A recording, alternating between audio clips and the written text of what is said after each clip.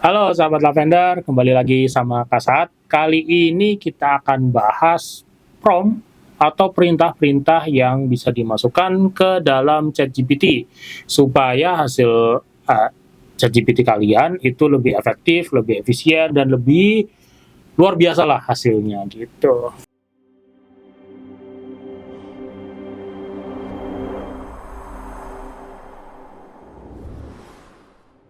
Sekarang prompt itu kan perintah, perintah yang diberikan ke dalam bahasa pemrograman sebenarnya. Nah, karena ChatGPT ini ada sebenarnya kan ChatGPT ini kan chatbot, jadi kita ngobrol sama bot. Nah, jadi nama istilahnya tetap namanya prompt, sama kayak istilah-istilah di coding atau di istilah-istilah di pemrograman. Nah, ini ada beberapa apa namanya ya, frameworks atau bisa dibilang sebagai perintah-perintah singkat atau tata cara ngasih prompt atau tata cara ngasih perintah supaya hasilnya lebih maksimal.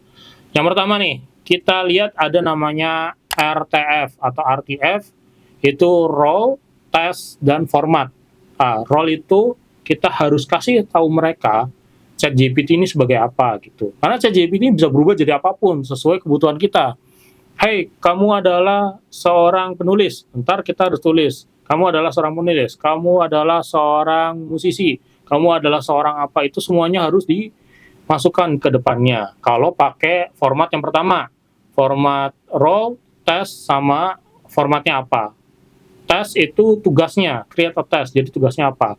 Hai, kamu adalah seorang penulis. Tolong buatkan saya. Atau buatkan saya. Nggak pakai tolong nggak apa-apa ya. Karena ini bot ya, bukan manusia.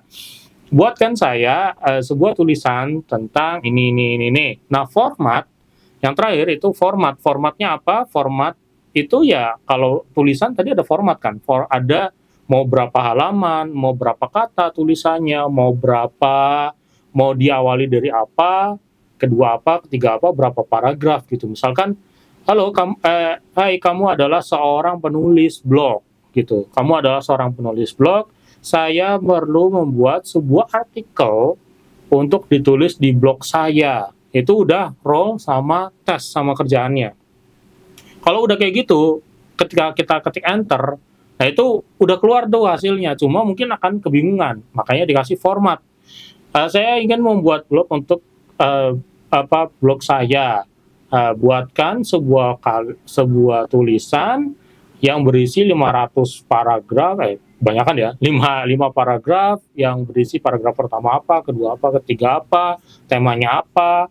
Nah, terus itu nanti akan keluarlah hasilnya gitu. Kalau kamu adalah penulis skrip video YouTube, buatkan saya skrip video YouTube untuk video berdurasi 50 menit. Nanti ditulis bahwa menit pertama apa, kedua apa, itu biar mereka yang nulis. Bisa kamu tulis ini akan dibagi sebagai 5 bagian. Bagian pertama itu ngomongin apa, kedua apa, ketiga apa, keempat apa. Nanti akan dibikin sama ChatGPT-nya. Nah, yang kedua, lebih tepatnya nanti akan dibahas ya, yang TAG atau tag. Define, test, jadi kasih langsung instruksinya apa, dan kemudian kasih actionnya apa, dan terakhir goalnya apa. Kayak tadi penulis, berarti langsung buatkan saya tulisan, actionnya apa, goalnya apa. Nanti kita bahas lebih detail deh, gitu aja. Kemudian BAB, yaitu adalah explain problem before, kemudian kasih kamu pengen outcome-nya atau after-nya apa, kemudian kasih bridge-nya, ask for the bridge, jadi tanya supaya hasil before after-nya kayak gini itu gimana. Contoh, saya punya Instagram, followernya cuma 500, saya ingin follower saya naik jadi 1 juta. Bagaimana caranya gitu. Terus ditulis supaya followernya naik, saya perlu konten-konten seperti apa, kemudian ini yaitu bridge. Jadi sebenarnya kita udah tahu ada langkah yang harus diberikan, tapi kita nggak tahu detailnya seperti apa. Kita mau mereka yang kasih detailnya seperti apa, itu bisa tuh pakai BAB. Ya enak ya, BAB gitu. Kemudian ada care atau CARE, konteks, kasih konteksnya, kemudian kasih actionnya apa, kemudian clarify the result, jadi hasilnya maunya kayak apa, kemudian dikasih example, kasih contohnya. Contohnya, misal saya akan membuat konteks tuh kayak misal tadi sekarang ya, blog saya berisi tentang apa saya ini tapi ada permasalahan nih, tapi saya belum bisa membuat banyak tulisan gitu. Kemudian actionnya, ya buatkan saya banyak tulisan yang bertargetkan apa, dan kemudian result, yang mana hasilnya saya ingin website saya akan dapat banyak bukan follower, akan dapat banyak visitor atau pengunjung website gitu. Kemudian dikasih example-nya, contoh seperti website ini karena dia menggunakan ini gitu. Itu care, C-A-R-E. Kemudian yang terakhir itu adalah rise, R-I-S-E. Yang pertama adalah role, jadi kalian kasih tugasnya apa tadi, berarti mirip kayak yang pertama ya, jadi kasih role-nya, kamu adalah apa gitu. Kemudian kasih input, jadi masukkan dulu, aku udah punya nih data-data bahwa sebenarnya penduduk Indonesia adalah apa gitu. Kemudian kasih steps-nya. Nah, saya mau data-data ini dibuat sebagai apa dengan cara gini gitu. Kemudian terakhir I atau expectation. Jadi kasihlah, oke, dengan data-data ini buatkan saya sebuah tulisan yang seperti ini seperti itu gitu. Yang mana hasilnya akan membuat ini gitu. Itu kasih expectation juga. Jadi RISE. Tadi dari ada 1, 2, 3, 4, 5. Ada 5 prompt atau kalimat perintah yang bisa kita pakai untuk ke ChatGPT. Nah, sekarang kita coba satu-satu ya. Yang nggak usah semuanya sih. Mungkin kita akan coba yang Kak Saat biasa pakai itu ada RTF sama TAG. Ya, antara dua itu sering Kak Saat bikin. Yang pertama RTF, yaitu role, test, sama format. Terutama misalkan untuk buat artikel di konten-konten yang biasa Kak Saat buat gitu.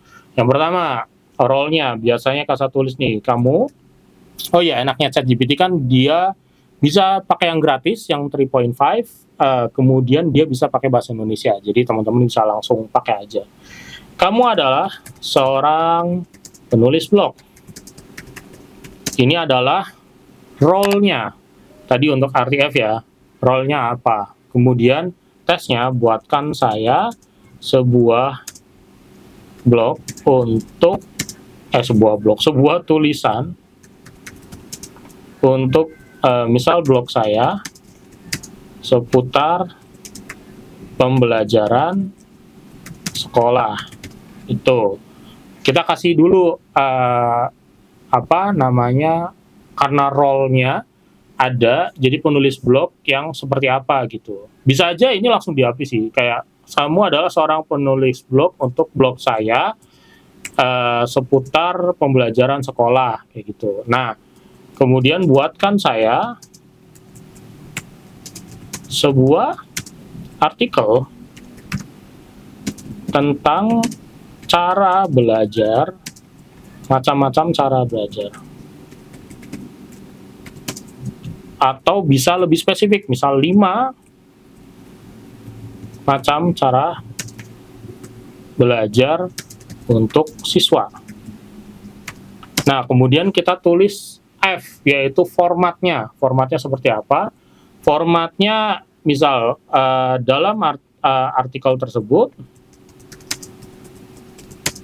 menggunakan terdapat 500 kata itu dan terdiri dari, jangan 500 deh, kedikitan, kan ini ada 5 macam ya, jadi 700 kata terdiri dari 7 paragraf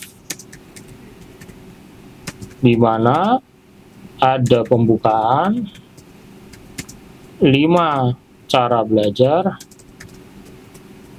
kemudian kesimpulan. 5 cara belajar, mungkin bisa lebih spesifik lagi, 5 cara belajar dan dari mana cara belajar itu berasal atau penemunya. atau kemudian berikan kesimpulan di paragraf terakhir. Ini udah cukup. Jadi udah tuh tadi RTF ya, role, test, sama formatnya apa. Kita enter. Langsung keluar judul, pembukaan, paragraf 1, paragraf 2, paragraf 3. Ini agak nge-lag. Coba ya, sambil ditunggu ya. Nah, ini salah satu kekurangannya kalau pakai ChatGPT 3.5. Karena gratis, jadi ya harus terima ya kalau misalkan agak kurang. Oke, langsung tuh hasilnya jadi panjang gitu. Beda kalau kita langsung bilang saya adalah penulis, tuliskan blog untuk blog saya seputar pembelajaran sekolah tentang 5 macam cara belajar. Mungkin tidak akan sepanjang ini hasilnya gitu. Oke, kemudian kita pakai cara yang tugas yang sama, kita pakai cara yang kedua yaitu tes, langsung actionnya sama goals-nya apa gitu. Jadi agak dibalik ya. Kalau yang kedua ini tadi TAG ya, task, action, sama goals. Tugasnya sebenarnya sama, buatkan saya sebuah artikel tentang 5 macam cara belajar untuk siswa. Itu sebenarnya tadi task awalnya ya, jadi tugas intinya. Tapi kalau kita pakai yang TAG, task, action, dan goal, maka kita harus tahu dulu actionnya. Action itu sebenarnya kegiatan atau sebenarnya mirip kayak role. Jadi mau seperti apa nih bentukan si ChatGPT, tapi lebih ke action. Action tuh lebih dalam karakternya. Jadi kita nggak bisa kalau cuma bilang kamu adalah penulis blog saya gitu, atau blog pendidikan, tapi lebih ke action. Jadi kamu adalah penulis blog pendidikan yang banyak mengajak siswa untuk apa, misalkan untuk belajar mandiri, atau kan punya apa ya namanya ya, ntar gue cari ini kata yang tepat. Kan misalkan dalam satu nah oke. Jadi, misal kamu adalah penulis blog pendidikan yang banyak mengajak siswa untuk belajar mandiri. Nah, action di sini maksudnya adalah figur atau karakter. Jadi kamu maunya si penulis blog ini punya karakter seperti apa gitu. Kayak misalkan TAG nih, yang ini ya, task, action, sama goals. Jadi kamu kelihatannya orang yang kayak apa nih? Apakah lebih keketus? Apakah lebih sarkas? Apakah lebih fun gitu, belajar mandiri yang lebih fun atau casual atau apa. Nah, itu actionnya di situ. Jadi ada karakternya apa. Di sini buatkan saya sebuah artikel tentang 5 macam cara belajar untuk siswa. Kamu adalah penulis blog pendidikan yang banyak mengajak siswa untuk belajar mandiri secara lebih dengan bahasa gitu, dengan bahasa yang lebih fun, seperti tone, misalkan actionnya tuh tone-nya seperti artikel atau seperti majalah anak-anak gitu. Nah, kemudian goals, apa tujuannya setelah memberikan tulisan ini? Goals-nya, misalkan goals-nya sehingga buat supaya tulisan ini bisa menjangkau lebih banyak anak-anak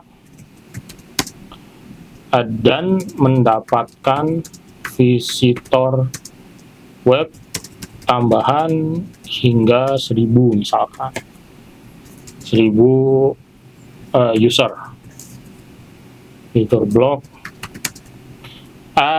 Ini bahasa kasat lebih ke konten atau lebih ke ini karena berhubungan sama pekerjaan kasat di Vendor Channel ini, kreator dan digital marketing ya. Mungkin kalau misalkan teman-teman lebih di fokus tempat lain, ya semoga bisa relate atau bisa sama gitu. Oke, kita coba ya. Jadi walaupun tugasnya sama, membuat 5 macam cara belajar untuk siswa. Tapi yang tadi ada roles, jadi langsung dikasih dulu role-nya apa. Ya, error. Role-nya apa, kemudian kasih tugasnya apa, kemudian kasih apa tadi terakhir, formatnya seperti apa. Itu lebih ini ya. Nah, yang kedua tadi TAG. Jadi ada action. Action itu maksudnya masukin karakter si ChatGPT ini mau seperti apa gitu. Nah, kemudian yang ada tugas, action, sama goals-nya. Goals-nya nih maunya kayak apa nih gitu. Ini mungkin nggak dibikin ya, mungkin akan beda nih. Akan sesuai sama goals nggak ya? Mungkin ChatGPT nggak akan ngasih jaminan, tapi ya kenapa enggak gitu, kita coba aja. 5 cara seru belajar tuh kan, secara bahasa langsung berbeda nih. 5 cara seru belajar agar jadi siswa super, dibilang kayak gitu.